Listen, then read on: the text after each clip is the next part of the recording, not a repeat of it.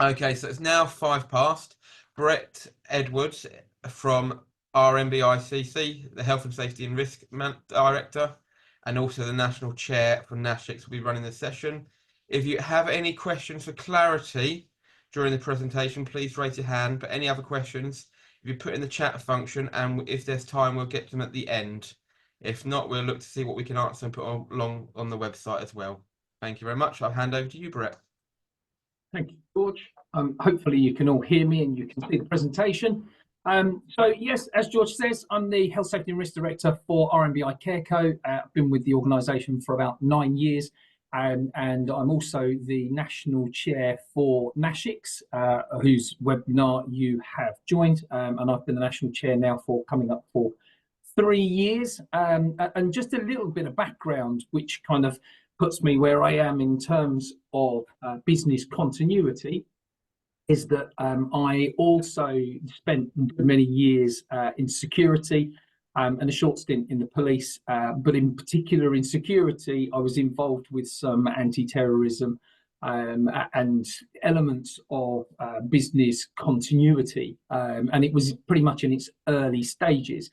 So this webinar, I'm hoping, will only take about 40 minutes. It is information heavy, and obviously, like any other of our webinars, if you would like to discuss anything specific to yourselves, or you would like to view any of the paperwork that have been produced within RMBI Careco, I'm more than happy to share anonymised versions of those.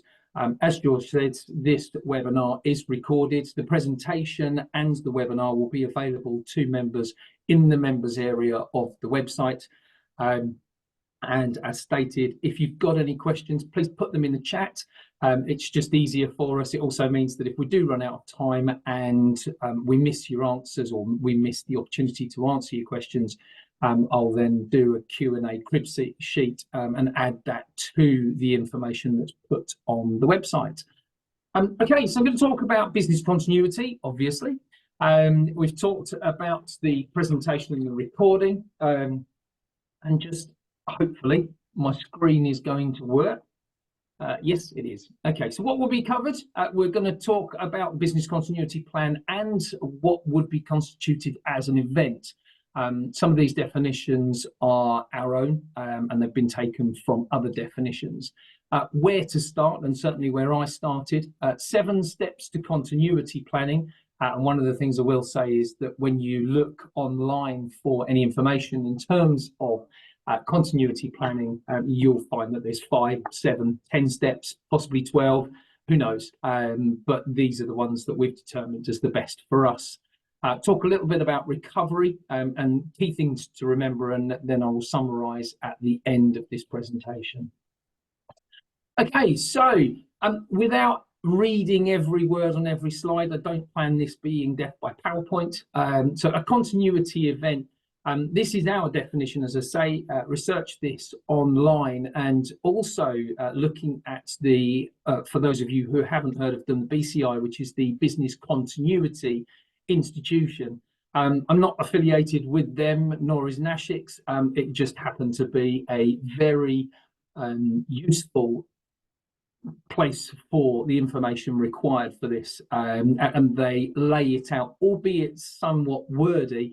They do lay it out quite well, and it certainly assisted me. So as you can see, this is around premises functions, personnel, IT systems, anything that's likely to cause significant issues to your business and your daily operation. And operations for all of us is the key element. And so obviously we need to plan to respond to such an event before it happens. And one of the things to say about business continuity is a lot of people believe that you write your business continuity plan and it's got every event listed in it and everything that you need to do. One of the things that hopefully you'll learn today, and certainly is probably the most important part of a business continuity plan, is it won't do that. It won't answer those questions. What it outlines is how you're going to respond. So to an event, obviously we have the plan, and this sets out the processes and procedures to enable the organisation to be able to respond. The contingency plan covers events that generally can't be picked up in the contingency plan. The continuity plan covers the elements that the contingency plan wouldn't pick up on. So obviously contingency plan is really around the local response and how our managers within the various different settings responds. The continuity plan is a much larger scale event, usually business critical, and would require quite significant support externally, whether that be from internal sources, i.e. the organisation, or external sources such as local authorities and other business continuity plan responders. The contingency plan is a great document and tends to more cover those elements that we would expect to happen on a day-to-day basis. So floods, fire, power failure, all the sort of things that are common. Obviously, when you're looking at the continuity plan, you're looking at longer term issues, which will cause you significant issue and potentially could have such an impact on your business that you have to cease business or certainly pause business for a longer period of time. Okay, so the business continuity plan provides a basis to effectively, and I suppose in my view, is to dynamically respond to significant incidents. This is a nice wordy way of explaining it, but it's to minimise the disruption to the business, to the service users, and to all of those key stakeholders. And obviously processes and facilities to enable continued effective delivery. Protect the safety of service users, staff and all visitors, and to enable the timely and effective return to business as usual. That's not always going to be the case. Returning to business as usual is only really possible where it's not a significant issue, where premises have been made uninhabitable or parts of premises. So it is really a case of looking at recovering the business and going back to usual business as soon as possible. Sometimes that can be months, in some cases it can be years, and in some cases businesses will cease to trade. To protect the organisation's property and assets, and guide all appropriate staff to effectively support the plan's delivery. And that's something that I really do feel is important. Often I see business continuity plans where it's written for managers to be able to respond to a particular incident, and it's written in a very high level language. And what we have to remember is that your senior leadership team, your senior managers and other stakeholders may not be available to respond immediately, depending entirely on what that business continuity event entails. And if it involves those senior team, it may well be that the support is coming from, the response is coming from different levels of your staffing. So it's always good to have a nice, easy to read copy of the business continuity plan that enables all levels to respond adequately and appropriately. Where to start? This is a little bit of my journey, to be honest. It seemed like a huge task, and I have to say it was quite daunting. I started our process just before COVID broke. So this was back in early 2019. Really looking at, we had put together quite a robust business business contingency plan, and it was more the local contingency plans. Once we'd provided those to all of our different locations, explaining the local management of those day-to-day incidents, then it was time to pull together the organisation's response to these critical incidents. So started from scratch, as I'm not a great believer in taking a whole document and then just adapting it for our purposes. It needs to be bespoke. It needs to look at our business and how that works. And you know, you can cheat and go on to the web onto the internet and look at NHS versions. You can look at various different commercial properties and businesses and their versions. But again, you will find that it can tie you up in knots because it talks about things that wouldn't necessarily affect your business. I have to say, Google, absolutely, there's a plethora of information, but unfortunately, some of it can be quite contradictory. And you find yourself again tying yourself up in knots, trying to understand which is best practice, which is just not best practice. And as I'm sure you'll all have learned through social media, there are many experts out there that will tell you various different ways of doing things. It really is about looking hard at the information. Government guidance, there is plenty of it, but as ever, there are an awful lot of links. And they link into other links, and then it's further information on other links, and that again can be very confusing because you feel that you're bouncing backwards and forwards through information across the internet, and sometimes it can be quite vague. As I've mentioned before, the Business Continuity Institute, very, very good source of information, and whilst it can be quite wordy, when you look into it, it is fairly good and fairly clear in terms of where you go with that. And it's useful if you've got examples of business continuity plans from other businesses, similar businesses to yourself. Reading that alongside those gives you a much better look and a better understanding of what they're trying to achieve. And obviously, I asked peers, but when you ask other organisations for their business continuity plans, some can be quite guarded. Personally, I'm not quite sure why this is the case, because realistically, being able to respond to an incident and sharing that learning and best practice has to be the way forward. As you know, that's the ethos of NASHiCS, and I would certainly support any organisation who is looking to share, which is why, as I said at the beginning of this presentation, that I'll be more than happy to share the information that we have and the policies and procedures that we have in terms of that. So obviously identified a number of similar ideas. And as I said earlier, I looked at, there's various different steps. So you've got 5 steps, 7 steps, 10 steps, and so on. We've gone with 7 steps to make it as easy as possible. One of the things I will say, and this was definitely the bit I needed to remember, was that it was, a marathon starts with the first step. And I was expecting to do it overnight, and it's just not going to happen. And actually, it took the best part of, I would say, a year to 18 months to finalise the business continuity plan that everybody was comfortable with, and obviously the supporting procedures. So, as I say, we landed on the 7 steps to continuity planning. And obviously, the first part of that process is to understand the document and what the BCP aims to achieve and who will be responsible.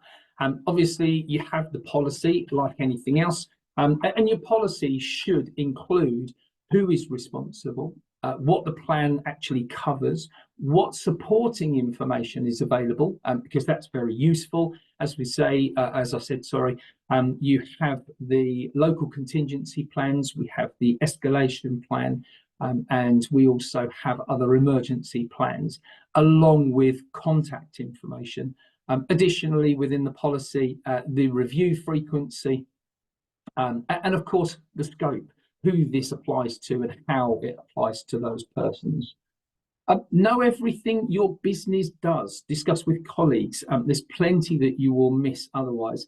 But one of the things for myself is that I manage this process effectively on my own in terms of the construction of this document. However, it did mean that I had to work very, very closely with other directorates because I don't know their part of the business. And I'm sure, as with all of yourselves, we do end up working in silos in a lot of organisations and aren't necessarily exposed to the elements of other directorates, other departments that they would consider to be business critical. We will have our own thoughts about what's business critical, and they will equally have their own thoughts about what's business critical. So Assess the significant risks to your organisation, those that will financially hurt you. Reputational is a big one, and whenever you have significant incidents, your reputation is one of the things, and that's both internal and external. How you respond to a major incident will be reflected in your staffing morale, the way that they respond generally. And then, of course, you've got externally, we're all trying to run a business, we're all offering a service. And if we don't manage a situation well, whether that be the preventative elements or the response to a significant issue or incident, that can reflect badly. Obviously, there is the legal side of it, and there's the possibility of investigation and prosecutions and other punitive measures from our, and let's be honest, heavily regulated sector. And then, of course, there are the risks to the operational functions that enable your business to run.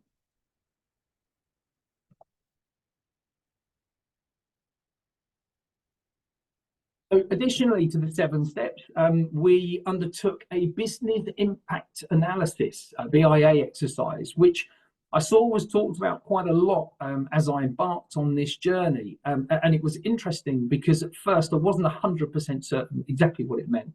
However, breaking it down as best I can, it's really looking at identifying the business critical functions.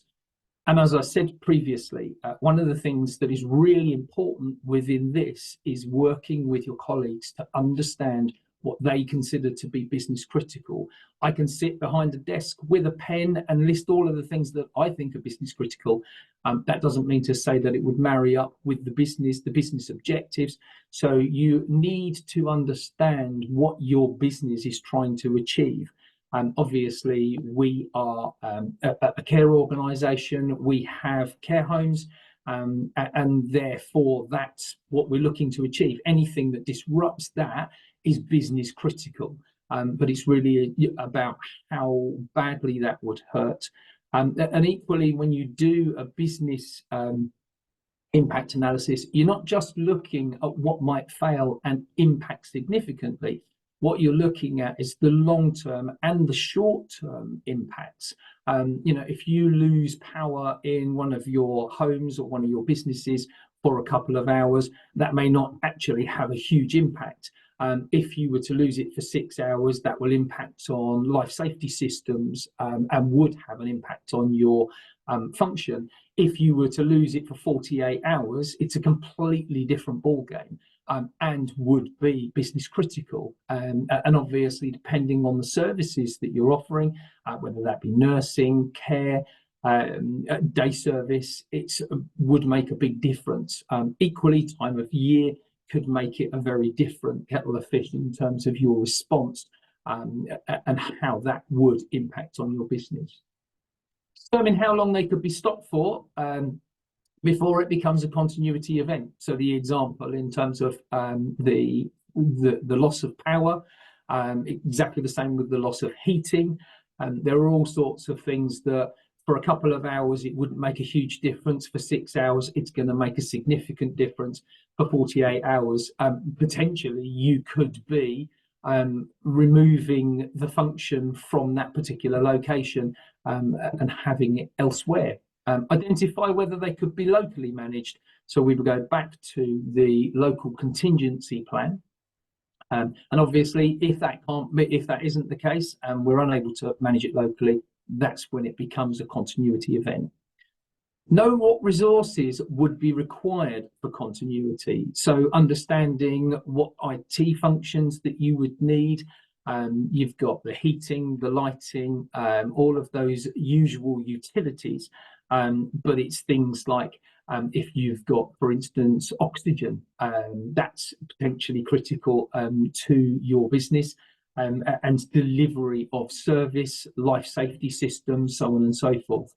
So it's really about understanding what you need. Staffing is clearly a key factor in that, and therefore you would need to be looking at how you would then plug that gap. And exactly the same way with staffing, if you have people that are that you've got low staffing levels, then you can't necessarily safely apply your care function, for instance. Agree the business impact analysis outcomes. So, as I say, whilst we are all very much around risk, and we understand risk, we understand how to measure risk, we also need to understand what our colleagues believe to be the outcomes. So those elements of the business that are critical to them and their function. We need to implement action plans to address the gaps. So the key reason for understanding, or for undertaking, business impact analysis is to understand where we need to plug those gaps. Have we got the contingency and continuity plans from our key service partners? So, for instance, if somebody's delivering catering, if they were to lose their catering function, what have you got in place that enables you to respond to that effectively? If you were to lose significant numbers of staff, who have you got partnership with that you can get agency staff or temporary or bank staff?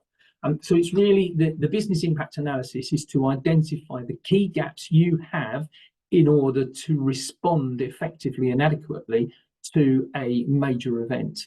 So it's really important that this step is undertaken. And whilst you won't necessarily implement all of the information that you get from your BIA, it will certainly assist, as I say, in identifying the gaps and creating the action plan that enables you and your colleagues to plug that gap and ensure that that's not a factor that you have to concern yourself with in the event that you have a business continuity event. Identify and agree what would trigger the BCP. So in terms of the BCP, not all incidents will trigger a BCP. The continuity plan will kick in based on the level of impact that this would have on your business. So as I said earlier on, if you go back to the power cut, obviously the business continuity plan, the team aren't going to convene on the basis of a 2-hour power cut. However, it might be that by the time it's 6 hours, and depending on the circumstances of that power cut, you could then be escalating that to regional or national roles in order to think about response. When it gets to, let's say, 9 hours, for instance, and I'm not suggesting that these are any of our timings or would be any of your timings, this is purely as an example. So 9 hours could be that you're now looking to convene a meeting with your business continuity group or team or whatever you choose to call them, in order that you then start talking about the support functions for the home, the service, whatever it happens to be, that has been impacted. And agree the response levels based on adverse events and their potential impacts. So, for instance, within our business continuity plan, we've listed a number of functions or a number of events, and then we have identified whether that would be a local event or a national event and the types of resources that we would require. And when I talk about resources, I talk about the level of management or the level of supervision and the level of support resource externally and internally.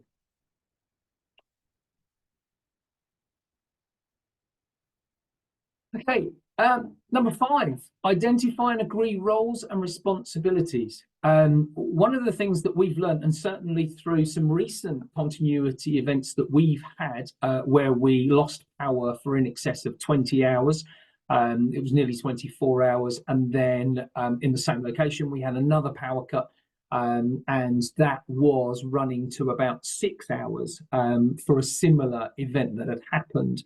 And one of the things that we've learned from that is about identifying, when we talk about roles and responsibilities, not necessarily naming a personal role as the person who runs a business continuity event.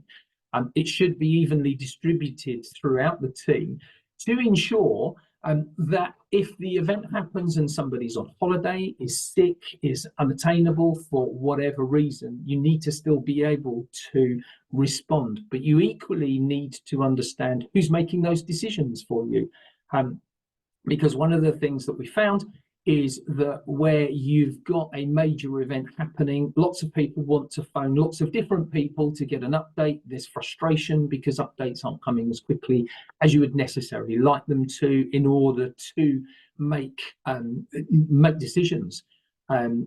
The one thing that we have learned is that you need to ensure that whoever is being contacted, it's one key person, and they are the person that either conveys with the site that's been affected, but is effectively the only person that communicates, whether it be in writing or by telephone. Because otherwise you get a number of different stories, and equally you get people who are updated at different rates, which means that some people will believe that one thing has happened when actually it hasn't, and other people will have confirmed that it has happened, and it all gets extremely confusing. So understanding who leads locally and nationally is really important. Early escalation. One of the things that we again have learned, and I will talk briefly about testing shortly, but is about escalation. And whilst we appreciate, and I'm sure you will all expect that when you've got a significant event like this, that somebody will pick up the phone almost immediately. However, if I gave you the scenario that there's an explosion in a location, gas explosion, for instance, I would imagine that escalation will potentially, for a significant amount of time, will be a secondary thought locally. Simply because they could be dealing with injured parties, fire, so on and so forth. That's just one example. So as I'm sure you can appreciate, there will be events whereby escalation won't necessarily happen immediately unless you've got something in place that enables that to happen from different areas. And I would go back to, the fire service would rather have multiple calls about a fire than no calls at all, because everybody expects somebody else to do it. So yeah, it's a good one to look at is escalation. Who communicates externally? And when I talk about externally, that can be next of kin, that can be the press, and that's a really important one, particularly when we think back to how reputational damage can be irreversible in some cases. So it's really important to ensure that your staff and your structure know exactly who is authorised to speak to the press about what, when and how, even to the point where we have constructed a very brief statement from our staff so that they're not saying no comment, which is not always the best response, but have actually stated that yes, they're aware of an incident but don't have any finer details, and then direct them to where they need to go. Who has authority to decide? And one of the things that part of our business impact analysis was that we identified that not everybody has the same spending limits, the same authority in terms of being able to make decisions about emergency spending and relocating, evacuation, those sorts of things. So certainly part of the plan is definitely that, to understand who has got the authority to decide on what. Write and agree the plan with key stakeholders. It's for everybody's benefit. It isn't just for the board or the SLT, the directors, whoever. It's for everybody. Everybody should have access to it. Everybody should be able to understand it, and therefore it needs to be agreed widely. And then test the plan. And this is really important. So one of the things that we've done in RMBI Careco is we go around all of our homes. So initially the plan was tested before we published it. The plan was tested with all of the directors, and we gave them a scenario which, funnily enough, involved an explosion and various other elements. And we tested it in terms of its application and how we would respond as a team. One of the things that's really important in terms of testing is not just to leave it at the senior management level.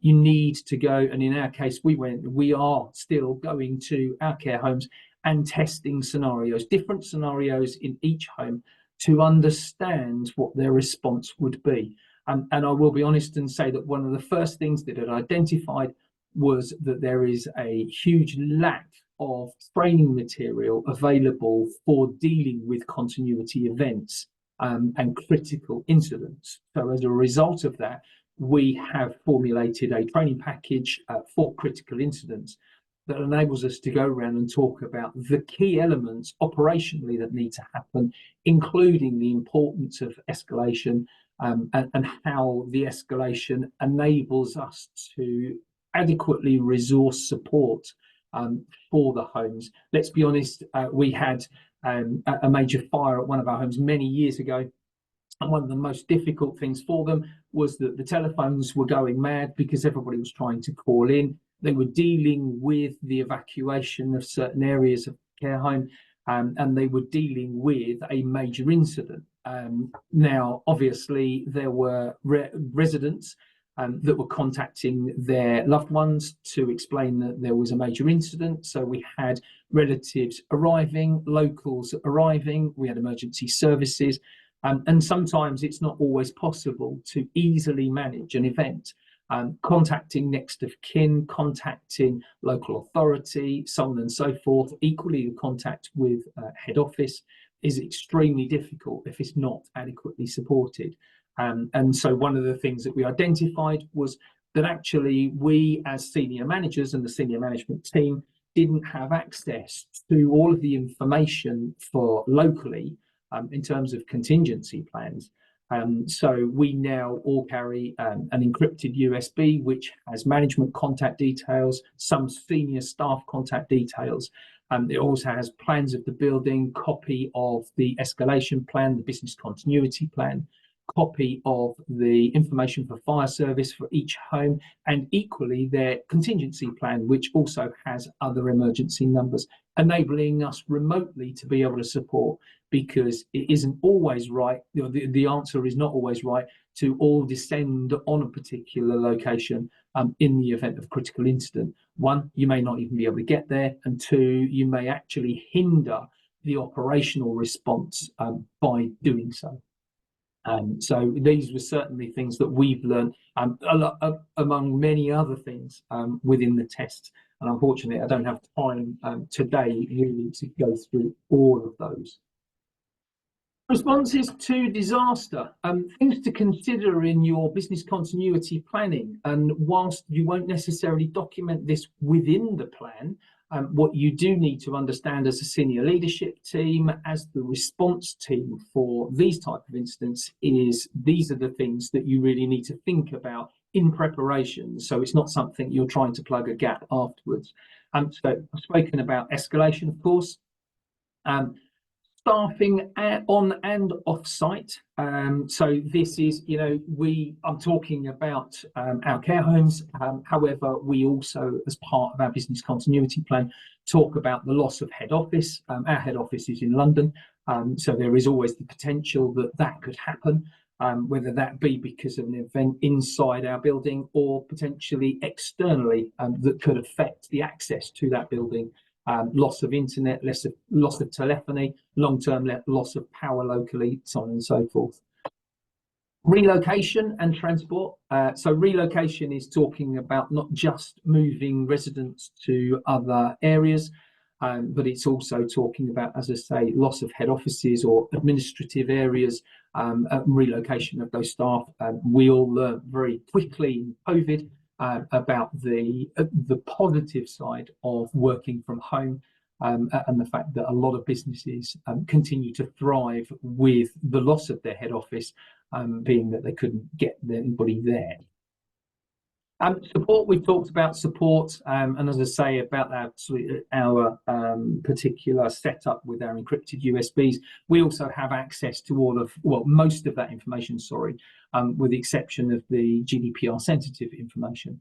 That information is available on our own intranet, internal intranet. So it means that any level of staff can get to things like the contingency plans, the escalation plans, information for fire service, so on and so forth. So kind of the location specific information.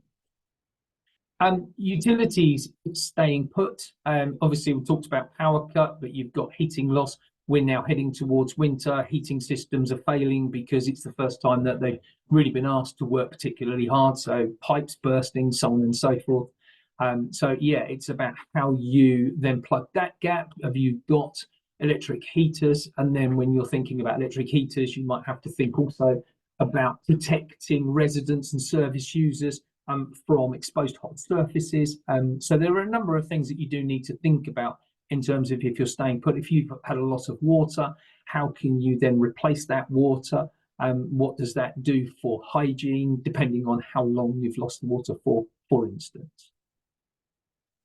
Light, food and drink, just touched on that, to be honest with you. The time of year, obviously, some incidents that happen in the summer, if you lose your boiler, you might lose your hot water, but it's not horrendous because the water's not freezing cold, and some people are quite happy to kind of get by without that. Obviously, as we go into the colder weather, it's a completely different element, and the risk is greater for a number of reasons. So the time of year can be really important. Medication, so this is very much going back to the contingency planning, but again, part of the continuity planning. If you are going to evacuate a care home or a care service for a long period of time, do you have in place systems, procedures that enable you to secure emergency medication? And if so, is that written down? Are you the only person that knows it in your business? This is the key reason for having these plans documented, is that everybody should know where to go to get information or resources, whatever those resources are. Access to information, I've talked about. Communication support, and again, this is back to that access to information. We also have an electronic care planning system which has next of kin details on it. All of the senior leadership team have access to that, as do senior managers and national roles, which enables us to then take over from calling next of kin in the event that there's a major incident, which is being managed locally by the local management team. And then this is really important, is making sure that you take a lessons learned approach to any significant incident. And even if it's an incident that you have had locally that has been a contingency incident, it's always good to then go back to the information when you've done your investigation. What could have been worse if it had been elongated? What steps should you have taken, or would you have needed to have taken had it have been an extended period or an extended area of your home that was affected, or your business that was affected? So it's really important to go back with that lessons learned approach. Okay, recovery, reducing the risk of having a robust response is essential. Having a recovery plan is equally important, particularly with long-term incidents. And I will say that this is born from lessons learned from, and I'm sure some of you will remember this, in 1996, June, in Manchester, the Arndale Centre was bombed by the IRA. It was the biggest explosion, deliberate explosion since the Second World War, and UK mainland. And one of the things was that they were able to respond to the incident quite adequately. What they hadn't thought about was they weren't able to get back into the properties that were damaged for some months until it was deemed safe and investigations had been undertaken. What hadn't been factored in here was around the fact that the power had been cut. So, for instance, Marks and Spencer's, their freezers and their fridges all shut down as a result, and there were huge issues with pest control as a result of the incident. That's just one example of that sort of longer term planning. How do you go about that? Now, that affected the emergency services response. And I appreciate that you wouldn't necessarily be able to plan against that, but these are considerations to have. So obviously, if you're going back and you've got these sorts of things, you really need to be looking at how you're going to deal with it, because as I'm sure you'll appreciate, there won't be a huge queue of fire service personnel looking to empty your fridges and freezers, so you will have those challenges. So safe relocation of service users. We've, in our time as RMBI, have had to evacuate one home for 6 months as a result of flooding in Wales. And the staffing also needed to be relocated in order to support those service users.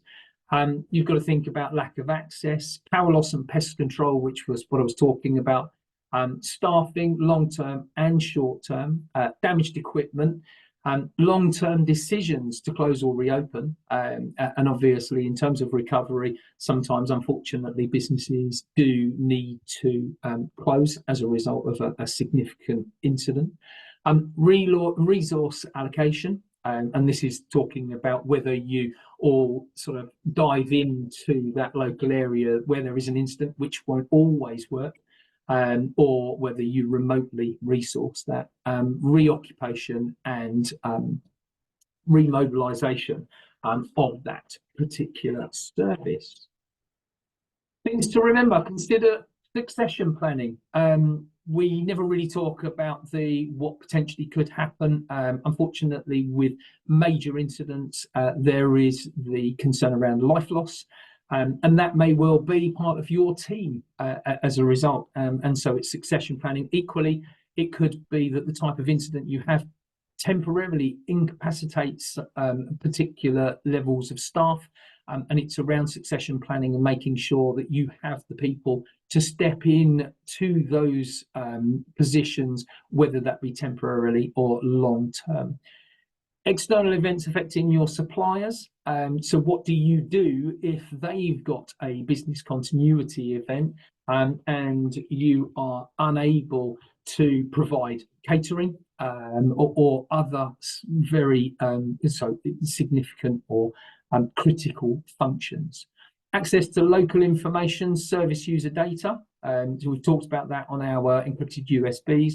What constitutes good support, remote or on-site, and supporting those affected, including the ripple effect. Always remembering, as I'm sure you'll all appreciate, the Grenfell disaster didn't just affect the local tenants, it affected the families, friends, loved ones, and in actual fact, the ripple effect has gone worldwide as a result of the learning from that incident. So always be mindful of the ripple effect and that it isn't just those locally affected. Know the plan will not tell anyone how to respond to a specific incident. Dynamic assessment will be critical, and that's at all times. It's just cannot, if you try to write a business continuity plan that outlined every incident and how you respond to it, it would just fall to pieces and you would never stop writing it. Testing the plan will enable you to identify actions and weaknesses. And equally, like I say, it's really important that you test it operationally, not just strategically. Involving key stakeholders will be more enlightening than you think. I learned a hell of a lot about our business, a lot more than I expected to when I spoke to my colleagues to understand exactly what functions were delivered and how they were delivered, because it's the operational implementation of those that sometimes is missed. We know the outcomes, we don't necessarily know the journey. The plan is a proactive approach to a reactive critical event. You will react to the event, but the business continuity plan will enable you to do so in a methodical way. And because it informs everybody on how to respond or how best to respond, everybody will be on the same page effectively. What documents support the BCP? They are critical. And because some of those will avoid BCP, some of those will support the response to a business continuity event. And the plan is the beginning of the journey, not the end. Don't just think that once you've got the plan and you can shelve it to collect dust, that's it. You must keep testing the plan, and that's both strategically and operationally. In summary, we have talked about the business continuity events. They come in all shapes and sizes, and as I've demonstrated, it will depend on time of year. There are all sorts of factors that will reshape how that incident comes about. And the management of such incidents is further challenged by the fact that there is no one-size-fits-all approach. While you may not have all the answers following today's session, you should have a better idea of the definition, or certainly RMBI Careco's definition of a business continuity plan an event, what to remember, our 7 steps to creating a business continuity plan, planning the recovery itself, which can be long term, and it's really important to remember the impacts on staffing morale, and equally reputation, and their confidence, and the things to remember to try and smooth the process. And that's it. Any questions?